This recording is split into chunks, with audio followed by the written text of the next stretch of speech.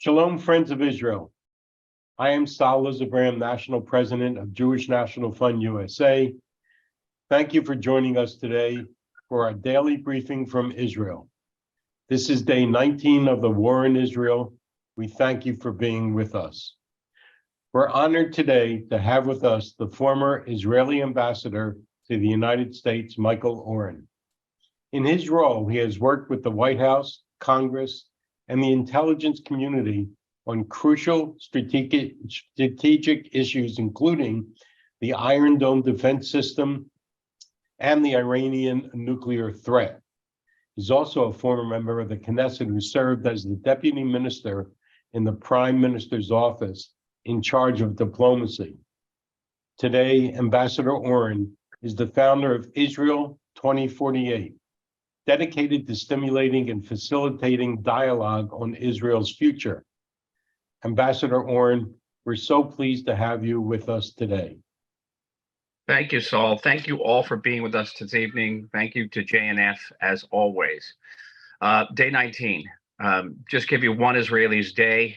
I began the day by visiting two families whose sons have been kidnapped, one of whose whereabouts is known. They know he's in captivity. One of them they do not know. There are still at least 150, perhaps even more, missing people who have not been identified. They actually don't know where they are. And I tell you the truth, I don't know which is worse, knowing your kids in captivity or not knowing where they are at all. And these families are going through just unspeakable emotional distress and pain.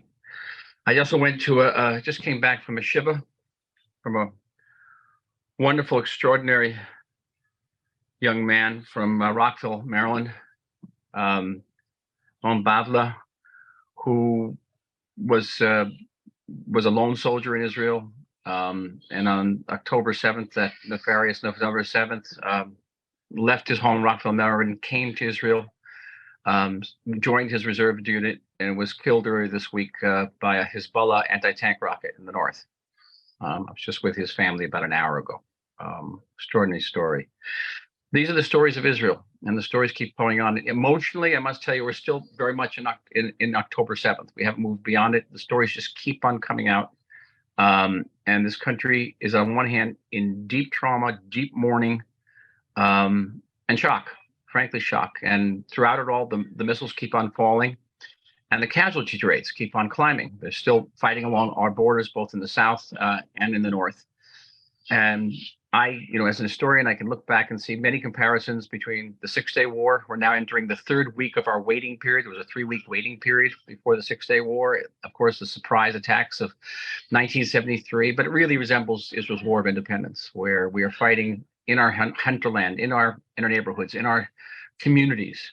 And most of the casualties have been civilian casualties, not military casualties. And we are fighting, and make no mistake about it, we are fighting for our survival. We're fighting for our existence, not just for our security. There are many challenges facing us, and it's important that you understand what those challenges are, because many of them are not just physical military challenges, of course.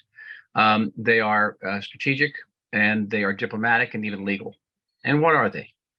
As this conflict now enters its third week, well into its third week, those of us who are interviewing with the international press, and I spend my nights interviewing with the international press, maybe you've seen me on the major channels, have noticed a change, of course, in the narrative. It switched from the suffering of the Jewish victims of Hamas, the torture, the beheading, the burning, the rape, the incarcerations, the kidnappings, to Palestinian suffering of the hundreds of thousands of Palestinians who have moved in our direction, by the way, our urging very much, out of the way of fire, out of those combat zones of northern Gaza Strip, because that is where the major fighting is going.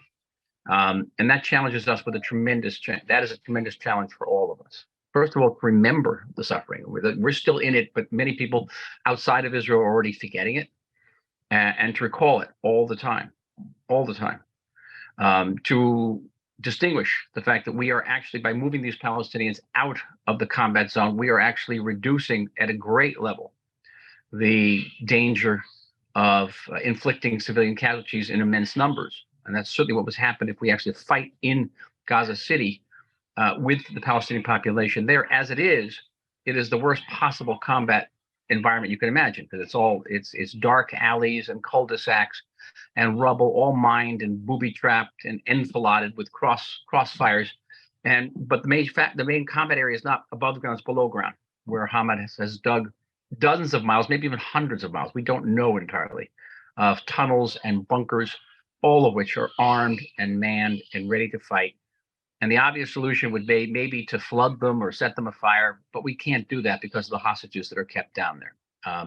Two of the elderly hostages that were released 2 days ago talked about being brought into this labyrinth of tunnels and how extraordinary it was for them to see it. So you got a small glimpse of it. So we can't use an obvious tactic. We're going to have to go into those tunnels, each and every one of them, and flush out Hamas guerrillas inside. Very, very dangerous work. The big diplomatic danger is the increased pressure on Israel to agree to a ceasefire. And I've noticed, subtle changes in the administration, which insisted there wouldn't be a ceasefire, still does, but now talking about pauses. And there's, I don't know, much of a distinction between a pause and a ceasefire.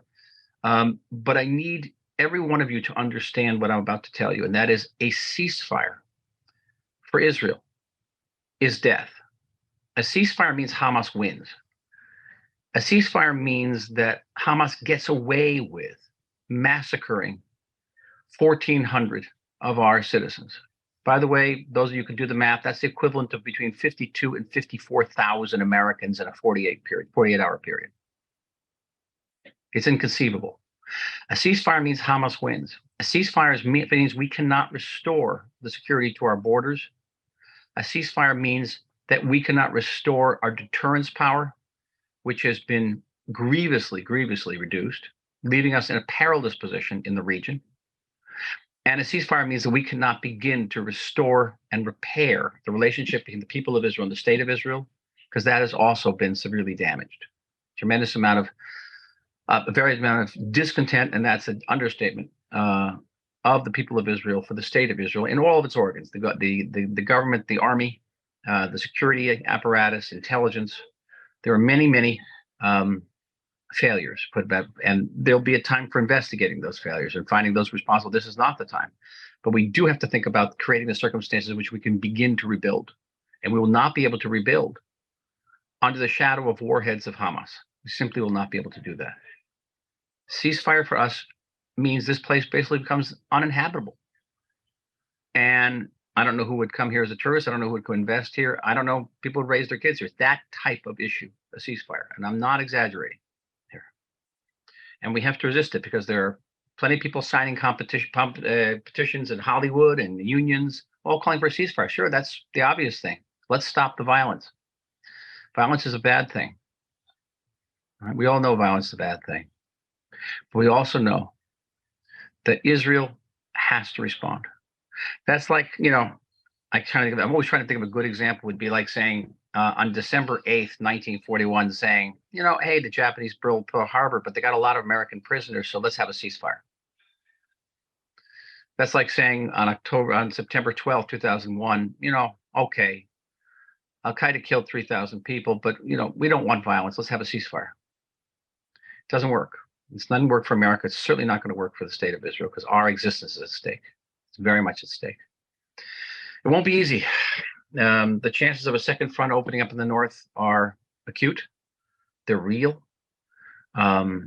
We owe a tremendous debt to President Biden, who has come out in ways, and I know him quite well. He has come out for us in ways that I would not have anticipated, even knowing him very well. Not just the personal compassion, but his willingness to send major naval assets, and these are huge flotillas, into harm's way, into a combat zone, against, the only bipartisan issue in Washington, which is isolationism, and the opposition to further American entanglements and foreign engagements. But having said that, I've got to be very frank with you. We're all among friends here. There's no such thing as a free lunch. And the fact that the president has done this has enabled him to make demands of Israel, like opening up a humanitarian corridor into Gaza. I've just come from these families of the of the kidnapped, and they can't understand why we agreed to that, why we agreed to this humanitarian corridor. It's the only leverage we had over Hamas. And of course, most of this humanitarian aid is not going to go to the refugees. It's going to go to Hamas in some way. Fuel went in today. I can't understand why we let fuel go into Hamas. These are very difficult political decisions. But this was a condition. This was a request of the President of the United States, and it's very difficult to say no to that. Reportedly, the administration has also been against those who have advocated for attacking Hezbollah first. And I'm saying this because I was one of the people who advocated for attacking Hezbollah first. I wrote about it. If you want to see it on my Substack, it's called Clarity. There's a whole argument there, a strategic and tactical argument, why it made sense to attack Hezbollah first. Apparently, the Biden administration does not want that. I can understand that they have their ships there. And if we were to attack first, that would certainly, in some point, is very likely to involve those naval forces in active combat. All that is happening today on the 19th day of the war. And we're all waiting to see when Israel will give the word to our troops to advance into Gaza. There have been many reasons advanced why this isn't happening. There are logistical reasons. We are softening up the positions of Hamas from the air, from the ground, in the sea, so that we will incur fewer casualties as we move into these densely populated and heavily mined areas. There are questions of equipment, of training, but the fact of the matter is we're up against several clocks. One of the clock is the 360,000 reservists who've been called up. You understand how big this force is, 360,000 plus maybe over 100,000 standing troops in the regular army. That is more reservists than the entire U.S. military, especially the size of the army that went into Iraq in 2003. And these are the most productive parts of our society. These are the young women and men in their 20s and their 30s. So there's a limit to how much long we can keep this massive force mobilized and inactive. And keeping them this way can also, you're engaging a certain level of demoralization if they do nothing. That too is very important. We're up against, as I mentioned, the international community. It's the switching of the narrative from Jewish suffering to Palestinian suffering, which will translate very, very fast into diplomatic pressure on us. We're up against the question of the hostages and playing Hamas's game, where Hamas is going to release 1 or 2 hostages every day, preferably those with foreign nationalities. And that will essentially make us Hamas's hostages. Whole state of Israel and the world will be made hostages to Hamas. So we cannot wait indefinitely. It could be happening in the next hour. It could be happening tonight, tomorrow. But brace yourself. It is not going to be easy. Irrespective of what happens, it is not going to be easy. It's going to be a brutal war. And Israel and its friends, its supporters in the world, certainly with the Jewish National Fund, are going to play a crucial role in standing up for us politically. Make your voices heard on the state, local, federal level. Give, of course, to urgent causes in this country, JNF principle among them. Stand up to anti-Semitism, whether it be on the campuses or in the workplace. And anti-Semitism is soaring right now. And stand up to the anti-Semitism of silence, because to me that's a particularly venal part of anti-Semitism we're experiencing right now, of all the college presidents and those Hollywood celebrities who are saying nothing. Stand up for that as well, all of it. I'm not in any official capacity. I will be visiting many JNF chapters starting in November, God willing. I'll be coming to Denver to meet you all at the major convention there. But I can say, for the people, State of Israel, thank you. Thank you for everything you're doing for us. Everything you're doing for the Jewish people worldwide, in America as well. Stick with us. If there's one tragic silver lining to this whole incident, and that is that Hamas, in its barbarism, has reminded us that we are a nation. We are a state. We are a people. Hamas has reminded us that we're a family. And as a family, we will stake together and we'll win. Am Yisrael Chai, everyone. Am Yisrael Chai. So, Ambassador, thank you so much for joining us today. We know how busy you are. And a lot of the questions that have come in, you've already answered. But just one question on behalf of Jewish National Fund USA. We have people on the ground. Obviously, you're on the ground. What else can we do to help?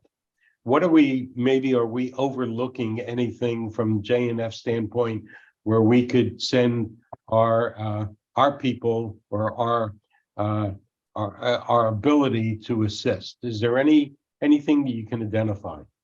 Yes, there are now getting up to 300,000 Israelis who've been displaced, who've been evacuated. Whatever you can do to make their ordeal more bearable, that would be appreciated. Israel needs medical care. I'm dealing with various medical organizations like Hatzalah. They're perilously low on medical equipment. We've had thousands and thousands of casualties here, wounded people. There are people who are psychologically wounded. I mean, can you imagine the psychological wounds? Everyone's feeling it. We need help in that field too. All of that. And then I mentioned the political help, banding together, standing up against anti-Semitism, ensuring that as anyone flies a Hamas flag, is flying the flag of genocide and cannot be allowed to go free. Yeah. All right. Well, again, thank you so much. We'll listen to your words. We'll take action. And if we don't see you before, we'll see you in Denver. In Denver, I've seen you before. God willing. Thank you all. Laila Tov. Am Yisrael Chai. Bye. Thank you so much. So just to remind everybody, we're looking forward to being with the ambassador in person at JNF USA Global National Conference, and that's November 30th to December 3rd in Denver. Ambassador Oren is engaged with us for the next year, meeting with our communities around the country. And originally, the conversation was aimed at the divides Israel and diaspora Jewish societies have. Though throughout all the tragedies since October 7th, the stories of unity in Israel and in the Jewish communities around the world are unprecedented. And we as an organization are committed to harnessing that unity, cultivating it, and making it last through our various initiatives. Next, we're going to turn to Michal Shaloa Galnor, the director of Western Galilee Now and the Louder Employment Center North. The WGN is a small business consortium supported by Jewish National Fund USA, overseeing many of the region's small tourism operators and artisanal businesses, and in support of JNF USA's Go North strategy. Michal, thank you for being with us and sharing how you are pivoting to accommodate the needs at this difficult time. Thank you, everyone. So first of all, I have left the Galilee on Sunday after October 8th. I can't go back to my village. We're very close to the border. And as the ambassador said, we're like in a loop of time. We're expecting a brutal war also in the north. And but again, we count our blessings. But it's been very difficult, and but we are. I think the ambassador said it as well. Something that came out of it that we are very united within Israel, and it's inspiring everything that is being done, the volunteer work, and what you're doing at Jewish National Fund USA and the team in Israel. Wow! So first of all, thank you. I would like to share. Are we going to put the slides on, or? Thank you so much. I would like to share one story.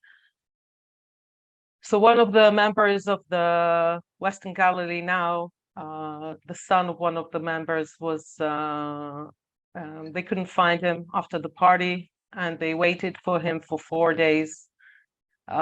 He loves the cereal called Kariot. And his mother posted everywhere, his parents, "Mommy is waiting for you. Ima is waiting for you," with the cereal and milk. And actually the company Talma saw one of her posts and just dropped at her home 200 packets. And for a long time, they served anyone that passed a packet and just waited for him. 4 days later, they learned that he was murdered at the party. And this is kind of what we're all going through. people, as citizens here. And I will say that even in times like this, it's so important to be proactive. The small businesses are 99.6% of the businesses in Israel, which means businesses that employ up to 100 people. So after a few days of shock, and again, most of my coworkers have been evacuated from their homes, we managed to become proactive.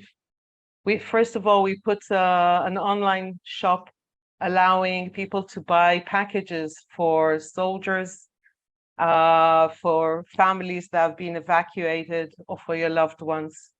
And it's actually, you can see it on the JNF Mitzvah Marketplace. And if you want to help and support and connect and add your own little greeting, we deliver them once a week to those soldiers and evacuated families.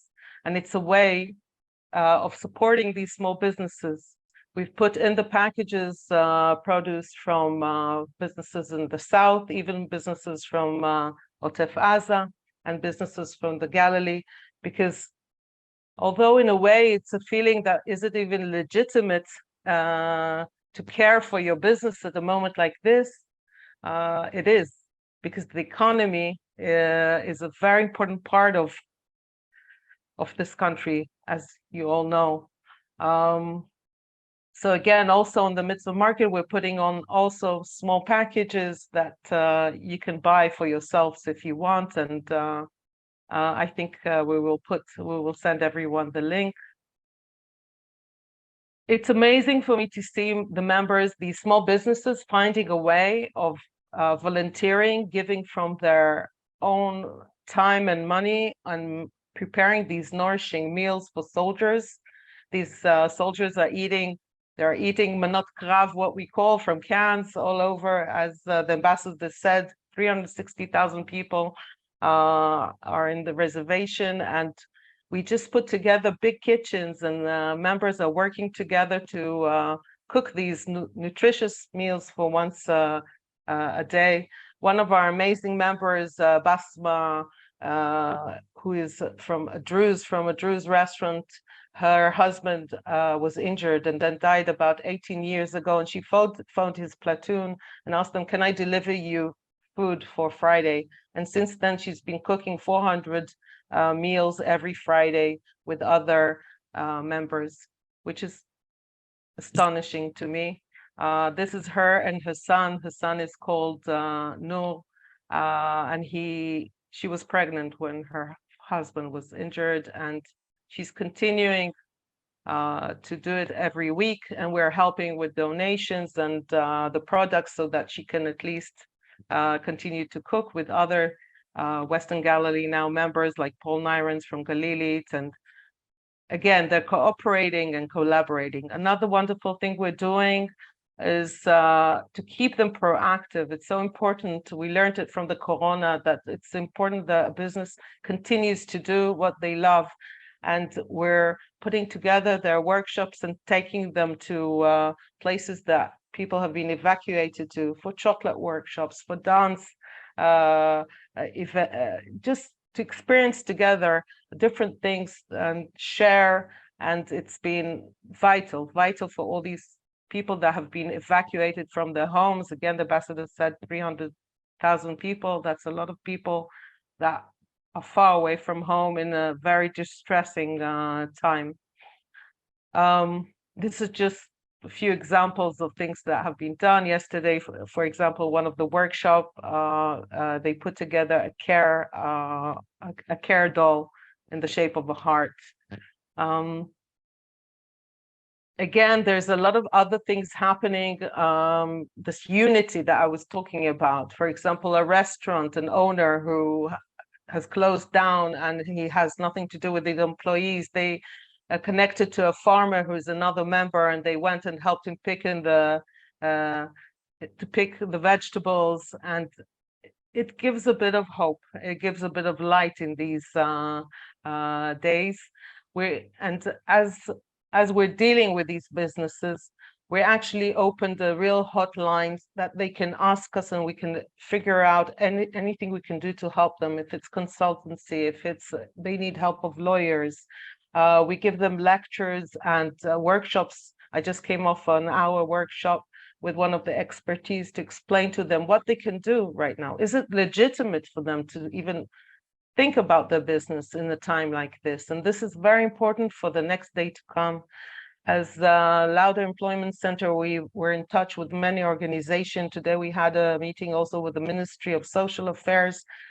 A lot of these people who have been evacuated are now very worried about their work. If they have a business or if they have if they're work somewhere and they can't work, and they're figuring out how to come to all these evacuees and work with them, help them go back to their work or even stay vital. And we have a lot of work to do even now. I know we'll have a lot of work to do the day after. God willing, it will be soon, but we have a lot of things to do right now as we speak.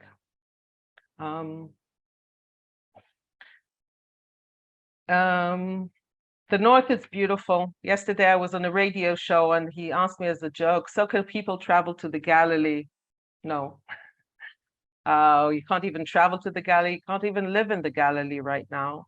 And I do hope that this period, the war will end. Whatever has to be done has to be done. But we have to make use of every minute throughout these days to help the citizens, if it's the evacuees, if it's these small businesses, in every single way we can.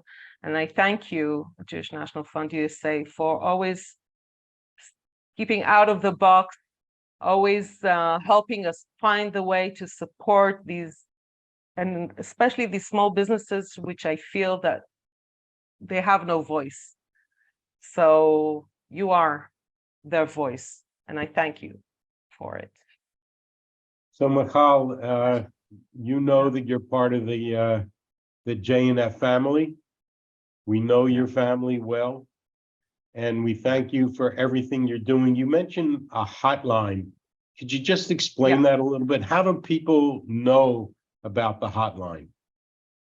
So right now it's for the small businesses that are a part of the consortium, but we want to make it a more national wide, that people can phone and even ask their request, what they need, and then we can connect them to the right consultant. Because some have employees, they want to do what to do with them. Some have taxes. The issues are different. So they phone or they call us, connect or WhatsApp, and we find them the right person to talk to and give them the right advice. And it changes by the day and by the week, by the way. So Michal, I wish you could see all the chats that are coming in, because almost everyone says, we love you, Michal. Thank you for what you're doing. And that goes for all of us at JNF. So let's keep in touch, and we're there for you. If I may add, I know some of you, I'm happy to see some new faces, but thank you for your love and your care.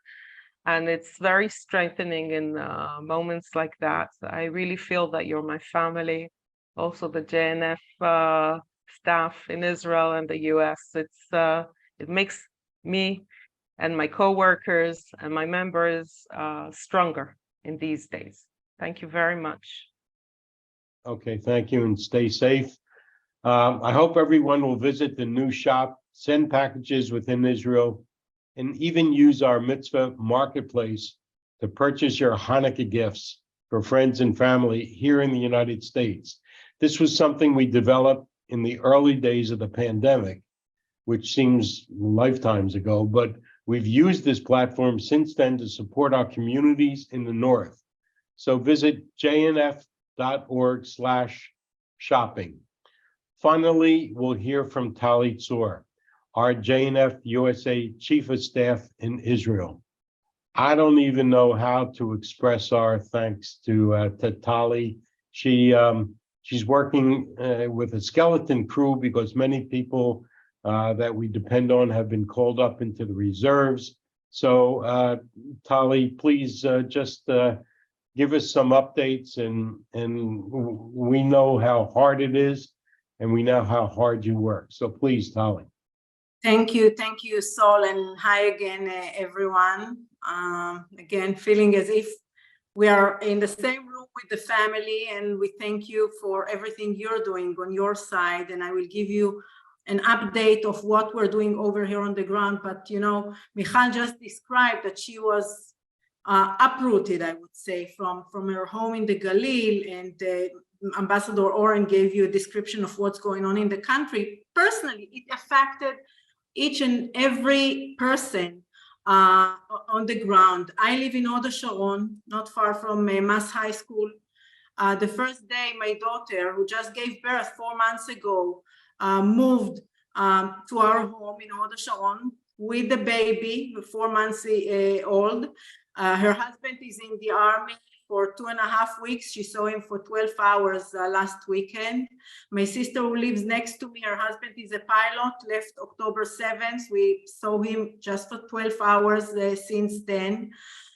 Yesterday, just to give you the reality, I went to a yahrzeit, to a memorial service of my daughter's friend here in a cemetery in Hod Sharon, the center of Israel. The siren went off for like 2 minutes. 200 people were lying between the graves, hiding from whatever will come from the air.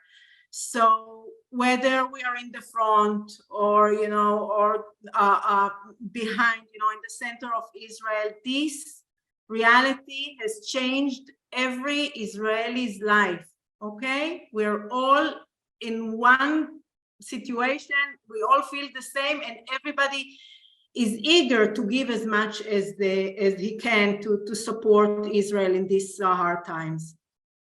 So as you know, day one of the war on October 8th, Sunday morning, we opened the situation room here in Hod Sharon at Mass High School that operates 24/7.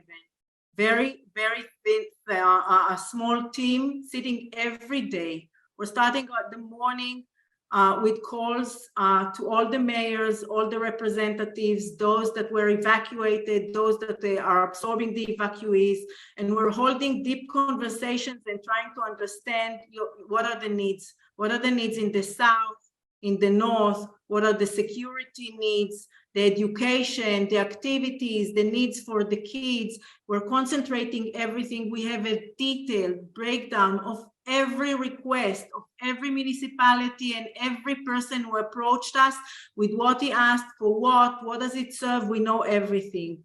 By 3 p.m. Israel time, which is 8 a.m. Eastern time, we have a call with Russell Robinson, our CEO, and Mitch Rosenzweig and the team to go over all the needs, all the requests, and to approve or not approve, and to really explore each one of them. By 4 p.m., we have a full list of what we are going to support this day. And between 4 to 7 p.m., I'm talking Israel time, this is still morning in the United States, the transfers are being done. Guys, this is a machine that works efficiently, promptly, answer the needs. And this is not going unseen by all the municipalities, the mayors, the evacuees, and all the communities, because they see that there is one organization, Jewish National Fund, USA, that they can approach at 9 a.m. in the morning, and by the end of the day, they already see the support. Therefore, we get tens of thank you letters, WhatsApps, telephones to call us. You are angels. You guys, you are angels. This is the only organization on the ground that is hearing us, seeing us, working with us, and supporting us in such a quick and efficient way.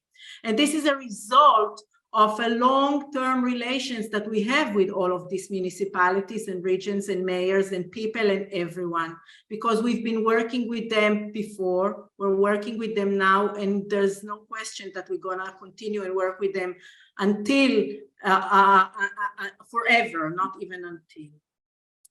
So while, you know, during the first week we were busy with evacuating communities from the Gaza envelope and the southern area, Today, we are more engaged with those communities who have absorbed the evacuees.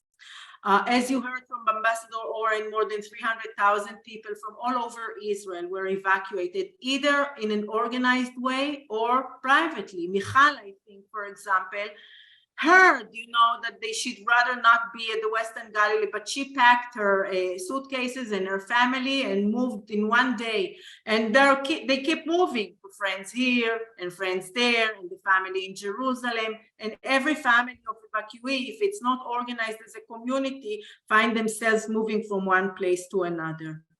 We have a detailed breakdown of all the communities that are absorbing them. We know in Ramat HaNegev that they have absorbed 2,500. We know where they come from, where they're staying at, who's the absorbing communities. We know exactly what is going in each one of them.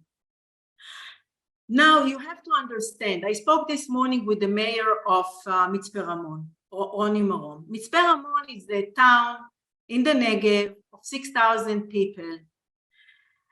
They absorbed 3,000 evacuees, okay? 3,000, think about, the proportion. He's telling me, it's not only that we have to find accommodations for them and meals for them and activities for them.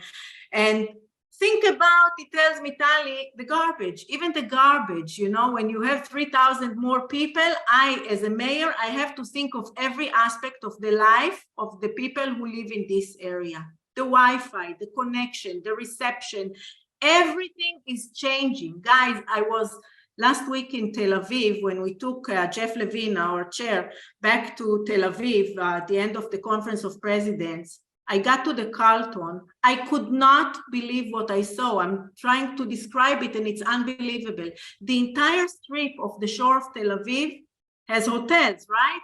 Each and every one of them has evacuees from all over Israel.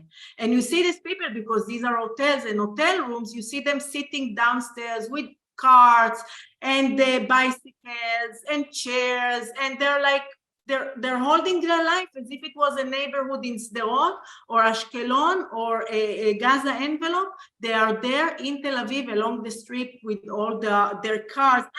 Unbelievable sight that I would never even believe that I will see such a thing in Tel Aviv.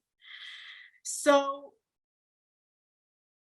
if I have to divide in general, and there's so much more, we've been helping with housing, with food supply, with schools and afternoon activities for the kids, with psychological therapy, with security equipment. We have created a mutual fund with the government to support the North, where everybody's talking about the South, but we've created a $5 million fund to help the North, which was obviously not so ready. Our support, our donations touch at least 25,000 evacuees. More than 10,000 evacuees have a place to stay because of our support. We're equipping the municipalities now in the Negev, in the Arava, in the North, with equipment, with vests, with encrypted radios, helmets, drones, nurse kits, medical kits, tactical clothing, night vision lighting, fire and rescue equipment, fire trucks, and so on and so forth. Shelters, 50 shelters in the South by the support of the Jewish National Fund, 220 in the North. Meals, we are feeding 5,000 people in the next month. Not because they're poor, because they move to places that they cannot just cook. They don't have a kitchen. So you need to cater them, and you need to bring it morning and noon and night. 5,000 people having food on the table due to our support. Food security, we heard Yoel Zilberman last week speaking about the agriculture in Israel. And, I always used to speak about how important it is for Israel to be self-sufficient in terms of water and food.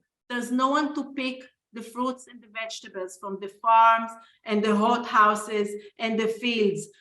25,000 Thai workers Half of them ran away from Israel immediately. 15,000 Palestinians who used to get here from Gaza to help the farmers in the south, and we are helping them to get some salary. Of course, there is no option to bring them back to Israel. With Shomer HaChadash, another organization that we're working closely as our partner in Israel, we're supporting the activities of bringing between 2,000 to 4,000 people to work in the fields and to support the farmers so that they're not going to lose the entire season, and so that we, the Israelis, in the coming months, will have food on our tables. Psychological treatment. Psychological treatment is more than you can imagine.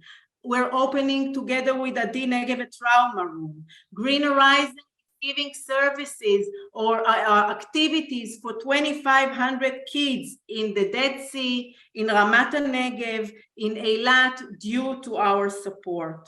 Nefesh B'Nefesh is bringing physicians and helping the lone soldiers' families due to our support. And last but not least, we're also supporting, today we have approved the support of 1 million shekels to the form of hostages and missing families who work tirelessly 24/7 to bring our people back home.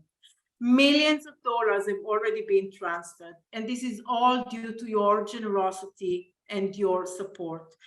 Don't be shy. Ask your friends, ask your families, ask the people that you know at work to support Israel. This is the time, this is the hour, this is the moment. Thank you so much. Please go to jnf.org/support Israel to support our efforts to help Israel in these difficult times. Thank you so much. Tali, nobody can describe it better than you. And it is remarkable. I see the letters they're sent to Russell and myself and to you from the mayors of the municipalities around the country. And they're amazed at what's been done by JNF USA. And all they can do is say, thank you. And it means a lot when we get those letters from the mayors. So we don't know how you do it, but keep it up.